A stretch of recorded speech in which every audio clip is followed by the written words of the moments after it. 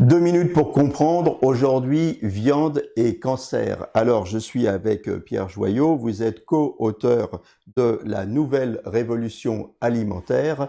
Viande et cancer, est-ce qu'il y a un rapport? Est-ce que c'est cancérigène de manger de la viande? Alors, est-ce que c'est cancérigène? Selon l'OMS, manger de la viande rouge est cancérigène, est classé cancérogène probable. Manger de la viande transformée, comme de la charcuterie par exemple, est aussi classé cancérogène au même titre que le tabac est classé cancérogène. Quelles précautions il faut prendre? Est-ce qu'on doit en manger moins souvent? Est-ce qu'il y a des précautions de cuisson, par exemple?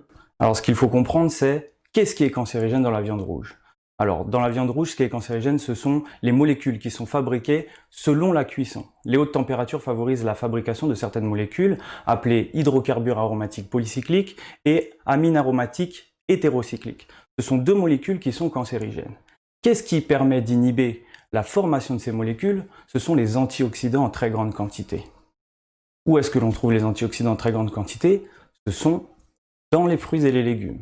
Donc au cours d'un même repas, il faut favoriser la consommation de légumes accompagnés de viande et limiter les cuissons haute température. La proportion, on va dire que si on a de la viande, il faut à peu près le double de légumes, c'est ça? Voilà, c'est une règle que l'on demande, demande à nos patients à respecter strictement. C'est toujours plus de légumes que du reste et c'est 2 à 3 fois plus de légumes que du reste. Et quand on parle de cuisson haute température, vous parlez par exemple des barbecues ou des planchas. Voilà, par exemple. Alors les barbecues, il y a des solutions. On éloigne la grille ou alors on fait des barbecues verticaux par exemple. Voilà, écoutez, régalez-vous, mais écoutez malgré tout ces conseils pour manger bon, mais en même temps pour manger sain.